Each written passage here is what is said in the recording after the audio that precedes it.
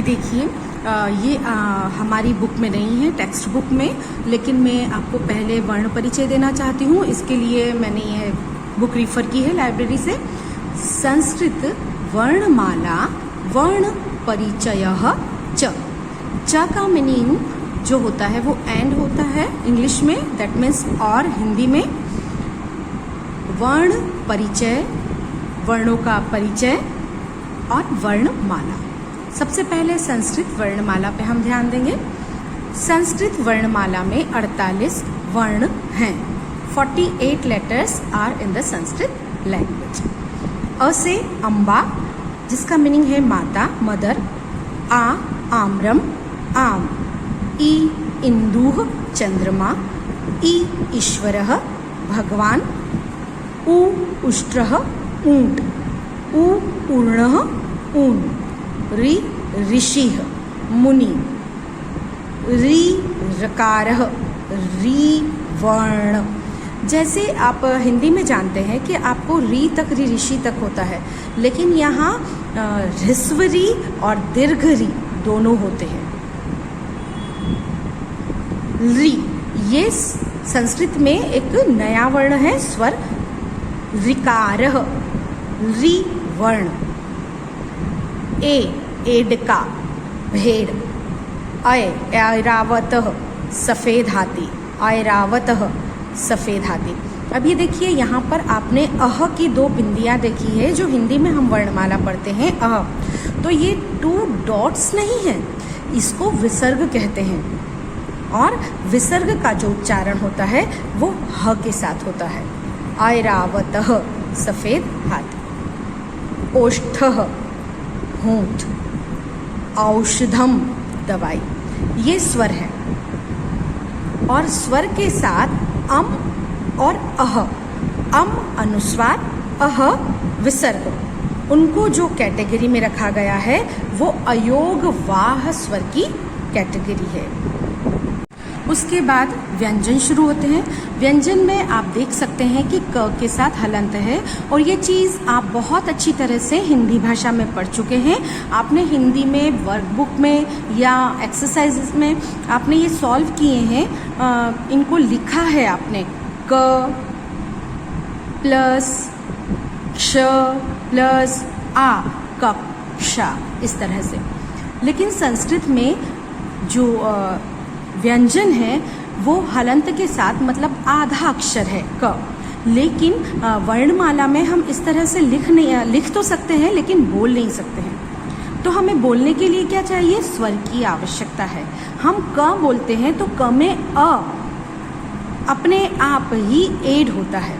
तो यहाँ पे भी जब हम वर्णमाला लिखते हैं संस्कृत की तो क विथ स्लैंटिंग लाइन लिखते हैं, लेकिन जब हम बोलते हैं तो क बोलते हैं। तो यहाँ पे क से कमलम, ये अनुस्वार, मतलब ये हलंत है, और यहाँ पर इसका अर्थ है कि आधा अक्षर है, मतलब आधा म है। तो हम कमलम नहीं बोलेंगे, हम बोलेंगे कमलम, कमल। खगः, पक्षी। गजः, हाथी। घटः, घड़ा। अंगा। आप देख सक रहे हैं यहाँ पर कि ये सारा आपके हिंदी का भी दिया हुआ है, ताकि आप कोरिलेट अच्छी तरह से कर सकें। और ये संस्कृत के शब्द हैं आपके। च से च वर्ण में देखें तो चक्रम, पहिया। छत्रम, छतरी। अब यहाँ देखिए मैं इस तरह से यहाँ नहीं बोल रही हूँ छत्रम, छत्रम, ऐसे इस तरह से मैंने म को आधा लिया है। तो जलम, पानी। झषः, मछली। और यहाँ पर नियम, वर्ण। उसके बाद ट वर्ण देखते हैं तो टिट्टिभः, टिड्डा। ठ ठक्कारः, ठठेरा। बर्तन बनाने वाला, दैट मीन्स डमरूह, डमरू। ढक्का, ढोल। और ये देखिए वर्ण अण। उसके बाद त वर्ग की बात करें हम तो तरुह, वृक्ष। थकारः, थ वर्ण। दर्वी, बड़ी चम्मच। धनुः, धनुषः, नक्षत्रम तारा। प वर्ण देखते हैं तो पत्रम पत्ता, फलम फल, बकः बगुला, भल्लुकः भालू, मर्कटः बंदर। उसके बाद हम देखते हैं य वर्ग, यज्ञः हवन, रथः रथ, लता बेल, वाटिका बगीचा, शकटः बैलगाड़ी, षटपदः मतलब 6 पैरों वाला भावरा, षट 6 पदः पैर, सर्पः सांप, हरिणः हिरण। उसके बाद आप देखिए य र ल व श श स ह। केवल इतने ही अक्षर यहाँ पर जो हैं वो हमारी वर्णमाला में होते हैं। बाकी जो अक्षर होते हैं क्षत त्र ज्ञ श्र, उनका परिचय भी मैं आपको दूंगी। वो संयुक्त वर्ण की कैटेगरी में आते हैं। वो कैसे आते हैं वो मैं आपको बताती जाऊंगी। अब हम बात करते हैं वर्ण परिचय। अभी हमने वर्णमाला देखी, अब हम बात करेंगे वर्ण परिचय की, इंट्रोडक्शन ऑफ लेटर्स।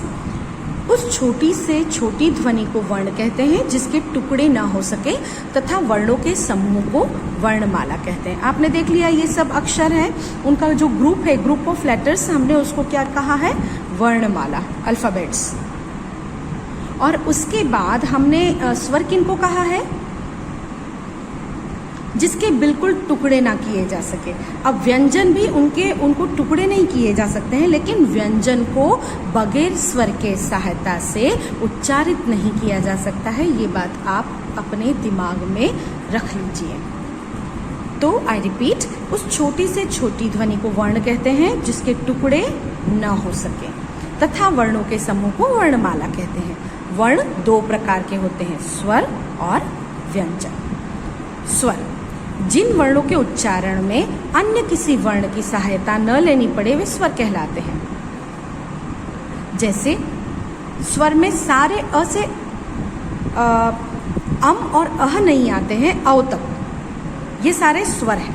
अब स्वर की भी कैटेगरी होती है।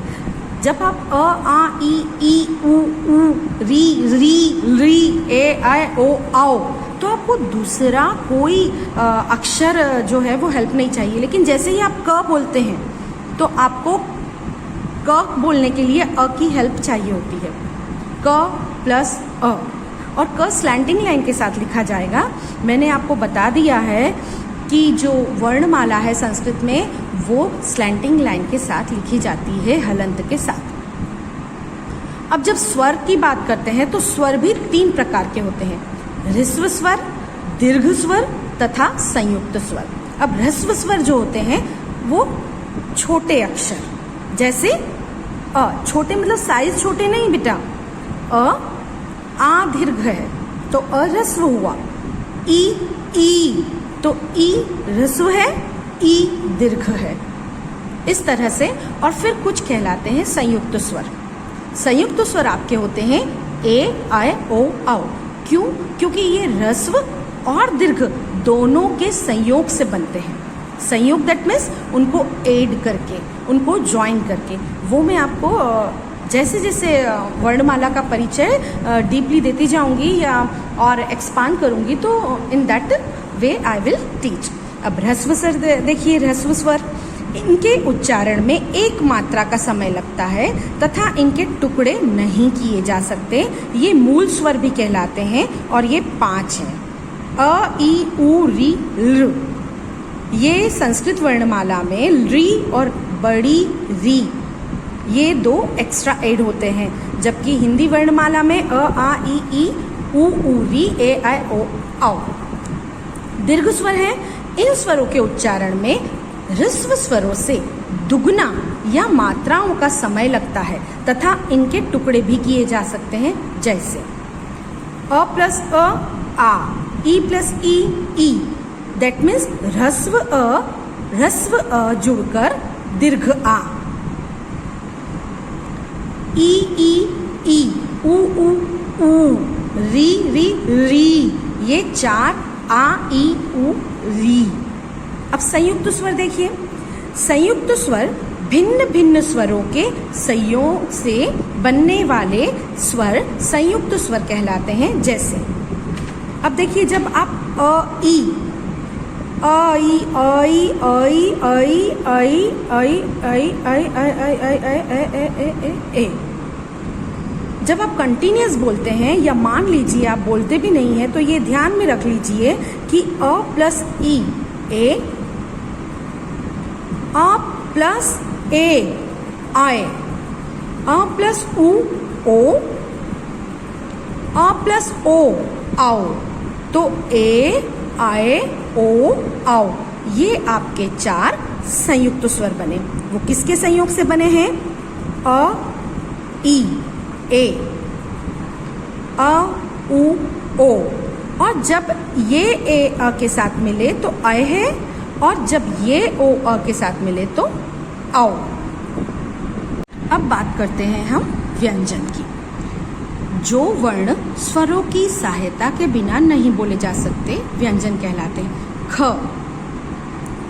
आप कोई भी वर्ग उठा लीजिए। क वर्ग में क ख ग घ ङ, च छ ज झ ञ। आप देख लीजिए, आप वो बगैर स्वर की सहायता से नहीं बोल पाते। वास्तव में व्यंजन का वास्तविक स्वरूप है हलंत के साथ। संस्कृत में आप ये ऐसे ही लिखेंगे वर्णमाला। व्यंजन 3 प्रकार के हैं: स्पर्श व्यंजन, अंतस्थ व्यंजन और ऊष्म व्यंजन। स्पर्श व्यंजन ये 25 हैं और 5 वर्गों में विभाजित हैं। मैं इनका भी स्थान बताऊंगी आपको कि किस तरह से इनका उच्चारण होता है। तो ये 25 कैसे हैं? क वर्ग क ख ग घ ङ, च छ ज झ ञ। इसी तरह से आप, मैं बताती जाऊंगी आपको गाइड, आपको क्या करना है, जो गाइड करती जाऊंगी मैं आपको कि आपको नोटबुक में क्या क्या लिखना है और कैसे लिखना है। So keep patience. ट वर्ग ट ठ ड ढ ण, त थ द ध न, प वर्ग प फ ब भ म। अंतस्थ व्यंजन ये 4 हैं: य र ल व। ऊष्म व्यंजन अंतस्थ, दैट मीन्स जब आपको सांस अंदर लेनी पड़े इनको बोलने के लिए, तो य र ल व। और ऊष्म व्यंजन जब आप सांस को बाहर की ओर छोड़ते हैं तो वो ऊष्म व्यंजन है। जैसे श श स ह, ये आप देख सकते हैं। इनके अतिरिक्त संस्कृत भाषा में अनुस्वार तथा विसर्ग भी होते हैं, जिन्हें अयोगवाह कहते हैं। ये मैं ऑलरेडी आपको बता चुकी हूँ कि अयोगवाह स्वर हैं अम और अह। ये स्वरों के बाद लगाए जाते हैं तथा इनका स्वतंत्र उच्चारण नहीं होता। स्वरों के बाद, दैट मीन्स जब आधा म है तो वो आपका व्यंजन है। लेकिन जब आप म के साथ अ ऐड करते हैं तो पूरा म बनता है। और फिर अगर लगा है वहां पर अनुस्वार, आम्रम, तो अनुस्वार लग गया। इस तरह से सर्पह, तो प के साथ अ बना और उसके बाद विसर्ग लगा तो सर्पह। उपरोक्त वर्णों के विभाजन को इस तालिका द्वारा अधिक स्पष्ट किया जा सकता है। That means this chain you can see here. वर्ण, स्वर और व्यंजन। स्वर में है आपके ह्रस्व स्वर, दीर्घ स्वर, संयुक्त स्वर, जो आपको मैं बता चुकी हूँ। ये आपके 5 लेटर्स हैं, ये 4 हैं, ये 4 हैं। और आपको जो अयोगवाह स्वर है अम और अह, वो आप यहाँ पर नहीं लिख सकते। अब व्यंजन है तो व्यंजन आपके हैं क वर्ग, च वर्ग, ट वर्ग, त वर्ग, प वर्ग। 5 5 25। और अंतस्थ है य र ल व 4, और ऊष्म है आपके श श स ह। अब इस प्रकार जब हमने देखा कि ह्रस्व स्वर जो हैं अ, ई, उ, री, र 5 हुए। दीर्घ स्वर आपके हुए आ, ई, उ और बड़ी री, वो 4 हुए। संयुक्त स्वर आपके हुए ए, आय, ओ, औ। तो आपके टोटल जो स्वर हुए हैं वो 13 हुए। व्यंजन आपके स्पर्श व्यंजन 25 हमने देखा। क वर्ग, च वर्ग, ट वर्ग, त वर्ग, प वर्ग, और य र ल व अंतस्थ 4 ऊष्म व्यंजन, इस तरह से टोटल 33 हुए। अयोग वाह जो है वो 2 हुए। तो आपके संस्कृत वर्णमाला में कुल 48 वर्ण हुए। अब हम ये देखेंगे कि इनका जो उच्चारण है, हमारे जो मुंह में जब हमारे अगर हम पार्ट्स की बात करें, जो माउथ है हमारा उसके, तो उसमें हमारे लिप्स भी आते हैं, टंग भी आती है, तालव्य भी आती है, मूर्धा भी आती है। तो हम सभी वर्ण बोलने के लिए, शब्द बोलने के लिए, अक्षर बोलने के लिए हम मुंह के सभी भागों का, दांतों का, जीभ का, तालव्य का, मूर्धा का, कंठ का, तो हम सभी का उच्चारण करते हैं। तो इन वर्णों के जो उच्चारण स्थान कौन कौन से होते हैं, हम उसकी बात करेंगे। अब जैसा कि मैं आपको बता चुकी हूँ पहले, हमारे स्वर जो हुए हैं 13 हुए हैं और हमारे जो व्यंजन हुए हैं वो 33 हुए हैं। अयोगवाह स्वर को हम उस कैटेगरी में नहीं लेते हैं। मैंने अभी आपको बताया कि अगर अयोगवाह स्वर जो ले हैं, अगर उसको भी इंक्लूड करते हैं तो 48 लेटर्स जो हैं वो संस्कृत वर्णमाला में होते हैं। लेकिन स्टैंडर्ड वे में अगर देखा जाए तो हमने आज जो है अभी वर्तमान स्थिति में केवल 46 लेटर्स, 13 वॉवेल्स और 33 कॉन्सोनेंट्स जो हैं वो उस कैटेगरी में लिए हैं। अब मैंने आपको कहा था कि आपसे जब भी क्वेश्चन, अब ध्यान दीजिए यहाँ पर कि जो क्वेश्चन अगर आपसे पूछा जाता है कि आप संस्कृत भाषा में कितने स्वर और व्यंजन होते हैं, तो हमेशा आप जवाब इसी तरह से देंगे, 13 स्वर हैं और 33 जो हैं वो व्यंजन हैं। अयोगवाह स्वर की गिनती नहीं करेंगे, इसलिए कंफ्यूज नहीं होंगे कि 48 लेटर्स हैं या 46 है। 46 लेटर्स ही सही उत्तर है। अब प्लेस, वॉवेल, यहाँ पर स्पेलिंग रॉन्ग है वॉवेल की, VOWEL कर लीजिएगा आप याद से। और कॉन्सोनेंट, सबसे पहले वॉवेल और कॉन्सोनेंट की कैटेगरी को देखते हैं। तो आप यहाँ देख सकते हैं अ, आ, ई, उ, री, र, ए, ओ, औ। यहाँ पर नहीं लिया गया है अम और अह को। उसके बाद कॉन्सोनेंट की कैटेगरी देखते हैं तो क वर्ग, च वर्ग, ट वर्ग, त वर्ग, प वर्ग, अंतस्थ कॉन्सोनेंट में ही लिया है। अंतस्थ दैट मीन्स ऊष्म व्यंजन, जब आप सांस को अंदर लेते हैं। य, र, ल, व यहाँ पर कॉन्सोनेंट की कैटेगरी में लिया है। ये भी श, स, ह, ये कॉन्सोनेंट की कैटेगरी में है। उसके बाद अब अगर स्वर की कैटेगरी में बात करें तो स्वर में होते हैं सॉफ्ट, सारे स्वर जो होते हैं वो सॉफ्ट कहे जाते हैं, सॉफ्ट वोवेल्स, सॉफ्ट लेटर्स। उसमें ह्रस्व है, दीर्घ है और आपके संयुक्त है, संधि लॉन्ग संयुक्त। शॉर्ट में आपके ह्रस्व में आते हैं अ, ई, री, र, उ। लॉन्ग में आते हैं, अभी मैं इस तरह से नहीं समझा रही हूँ बेटा, अभी मैं इस तरह से समझा रही हूँ वर्टिकली, तो आप ध्यान से सीखिएगा। आ, ई, री, उ। संधि लॉन्ग में आए आपके ए, आए, ओ, औ। आप आराम से 2 टेबल बना सकते हैं, चाहे तो वर्टिकल, या आप फ्री हैं अपनी क्रिएटिविटी दिखाने के लिए, और अगर इस तरह से टेबल बनाना है तो आप इस तरह से बना सकते हैं। उसके बाद कॉन्सोनेंट में फर्स्ट 2 लेटर्स हार्ड कहे जाते हैं और लास्ट 3 लेटर्स आपके सॉफ्ट कहे जाते हैं। क, ख, च, छ, ट, ठ, द, ध, थ, प, फ। और लास्ट 3 लेटर्स आप देख सक रहे हैं यहाँ पर, और ये अंतस्थ है, य, र, ल, व। और यहाँ पर फिर हार्ड और सॉफ्ट। कौन से? कॉन्सोनेंट में ही हार्ड कौन से हैं? श, स, और सॉफ्ट है ह। और इनको कहा है सिबिलेंट। सिबिलेंट दैट मीन्स आपके जो जब आप बाहर की ओर सांस छोड़ते हैं। श, ये अंतस्थ है, ये ऊष्म है। ठीक है, तो आपकी वर्टिकल टेबल जो है वो तैयार हो गई। यहाँ पर प्लेस हो गया। तो प्लेस तो आपने इस तरह से वॉवेल है, कॉन्सोनेंट है, आपने दो कैटेगरी कर दी और उनकी वहाँ पर। अब हम हॉरिजेंटली आपकी टेबल तैयार है। अब हम वर्टिकली बात करते हैं। गुटराल, दैट मीन्स कंठ से बोले जाने वाले। यहाँ आपने शॉर्ट, संधि, संधि लॉन्ग सब दे दिया है।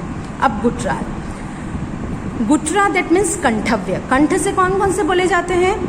अ, आ, ए। जब आप बोलते हैं तो आपके कंठ जो है गले पे जो है, थ्रॉट पे, वहाँ पे थोड़ा सा आप प्रेस करते हैं उसको। और ये पूरा ही क वर्ग पूरा ही आपका किस में आएगा? कंठव्य में। उसके बाद पैलेटल, सेट्रॉन, दैट मीन्स तालव्य। तालु का यूज करके आप बोलते हैं ई, ई, आए। इसमें आप दो चीजों का यूज करते हैं, आए कंठ और तालु, च, छ, ज, झ, य। तो आपके लिए ये वर्ग जो है ये ध्यान रखने वाली नहीं होगा, आप तुरंत समझ जाएंगे कि ये तालव्य है। और यहाँ पर दो पार्ट का यूज हो रहा है, आपके मुंह के दो हिस्सों का यूज करके आप बोल रहे हैं आए, इसलिए यहाँ पर गुटरा भी दिया गया है, पैलेट कॉमन वर्ड। उसके बाद आपका आता है सेरेब्रेट, मूर्धा, री, री, ट, ठ, ड, ढ, अण। आप तालु जो है उसके थोड़ा सा टंग को मोल्ड करते हैं उसको, और उसके बाद आप बोल पाते हैं। और र, क्ष। अब देखिए डेंटल, दैट मीन्स दंतव्य। दंतव्य मतलब दांतों का ज़्यादा हिस्सा आप यूज़ करते हैं इन अक्षरों को बोलने के लिए, जैसे री, त, थ, द, ध, न, ल, स। उसके बाद आपका आता है यहाँ पर दो हिस्सों का यूज़ करते हैं, उनके लिए ये देख रहे हैं आप। अब आता है लेबियल, लेबियल दैट मीन्स ओष्ठव्य, होठों की सहायता से, ऊ। और यहाँ पर आप कंठ की भी हेल्प लेते हैं। क्यों? क्योंकि ये संयुक्त व्यंजन है, ये बना है आपका अ प्लस ऊ, तो अ आपका यहाँ से है, इसलिए यहाँ पर गुटरा प्लस लेबियल, तो ओ, आओ। और यहाँ पर प, फ, ब, भ, म और व, तो व में आप होठ का भी यूज करते हैं और दांतों का भी यूज करते हैं। तो इस तरह से आप मुंह के कई हिस्सों को यूज करते हैं वर्णमाला का उच्चारण करने में। आपको लिखना क्या है वो मैं पूरा आपको PDF फाइल बना के सेंड कर दूंगी। आपको जो वहाँ पर कोई क्वेरी हो तो आप ग्रुप में भेज सकते हैं, और जब भी प्रॉब्लम है, पर पर्सनल मैसेजेस थोड़े कम करें तो मुझे खुशी होगी। रेयर केस में करिए आप, but in the school hours. अब आगे क्या देखना है वो मैं आपको बताती हूँ कि आगे हम मात्रा ज्ञान लेंगे। हमने अभी वर्ण परिचय पढ़ लिया, वर्णमाला सीखी, वर्ण परिचय पढ़ लिया, और जो प्लेसेस ऑफ माउथ, जो मुंह के कई हिस्सों को हम यूज़ करते हैं इन अक्षरों का उच्चारण करने के लिए, वो भी हमने देख लिया। अब हम देखेंगे मात्रा ज्ञानम, मात्रा का ज्ञान। अब यहाँ पर आई रिपीट, यहाँ पर हमने देखा है ये दो अयोग वहाँ हैं, इनको आप माइनस करेंगे, आप कभी भी इनको इंक्लूड नहीं करेंगे संस्कृत वर्णमाला में। जैसा कि यहाँ लिखा है कि संस्कृत वर्णमाला में कुल इतने वर्ण हैं, आप उसकी जगह लिखेंगे 46 letters are there in Sanskrit alphabets.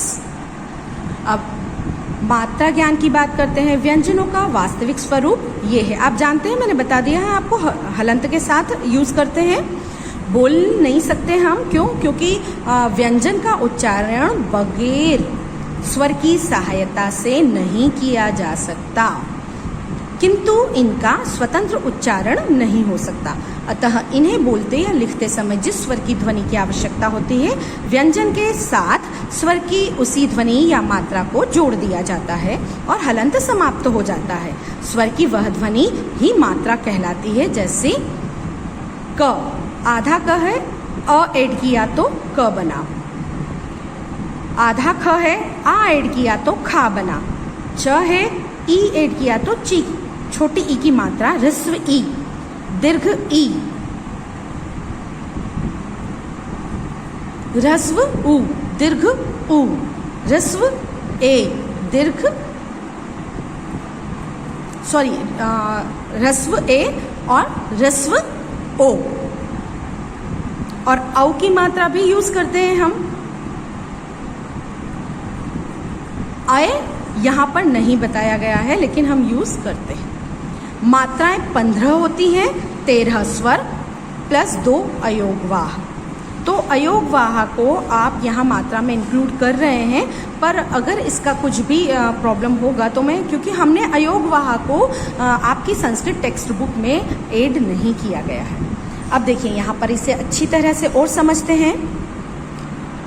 अ की कोई मात्रा नहीं होती, इसलिए क्रॉस लगा है, और क, ख, खा, गी, यहाँ पर बड़ी दीर्घ ई। उसके बाद देखिए आप, ह्रस्व उ, दीर्घ उ, त्र, त्रि, त्री, ऋ, धे, पय, भो, पाओ, म, मह। इस तरह से लिखेंगे। इसी प्रकार किसी भी व्यंजन के साथ ये मात्राएं जोड़ी जा सकती हैं। उसके बाद संयुक्त व्यंजनानी। अब संयुक्त व्यंजन, ये जो व्यंजन है, इनको हमने वर्णमाला में कोई स्थान नहीं दिया है। वो 33 जो लेटर्स हैं वही हमारे कॉन्सोनेंट्स हैं। हमने इनको, जो संयुक्त व्यंजन है, इनका कोई स्थान नहीं है। कहाँ पर? वर्णमाला में।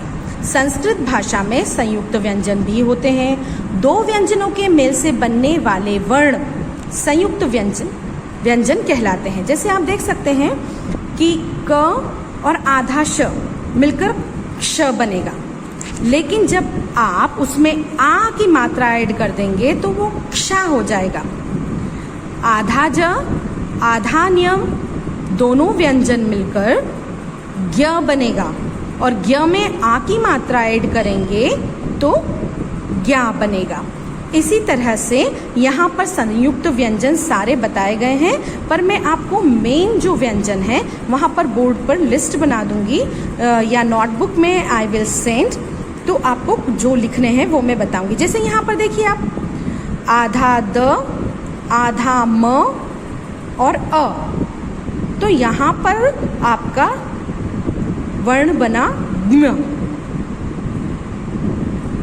तो यहाँ पर पद्म, सद्म, इस तरह से यहाँ पर। तो आपके लिए ये जो है एक नया लेटर है, पर मैं पूरी तरह से आपको लिस्ट भेज दूंगी। यहाँ पर देखिए आधा प, आधा र, अ, तो प में पदेन जो है वो ऐड हुआ। प्रकार, प्रमाद, प्रमोद, प्रश्न, तो प्र। पर यहाँ देखिए यह दैट मीन्स बीता हुआ कल संस्कृत में, और बाह्य मतलब बाहरी भाग। इसमें क्या होता है, हमें य का ऐड करके संयुक्त व्यंजन बनता है ह्य। श्र, आधा श, र, आधा र और अ मिलके बनता है श्र। त्य, स्य, त्र, आधा त, आधा र, अ, त्र। यह है द्य, आधा द, आधा य और अ। द्वान, विद्वान, ये आपका आधा द आधा ध अ, शुद्ध। ये आपका आधा त अ। तो यहाँ पे आपका कितना हो गया, 1.5 त। पदेन आधा र है तो फिर ये देखिए हिम, तो आधा ह आधा म अ, हिम। ब्रह्म, ब्राह्मण।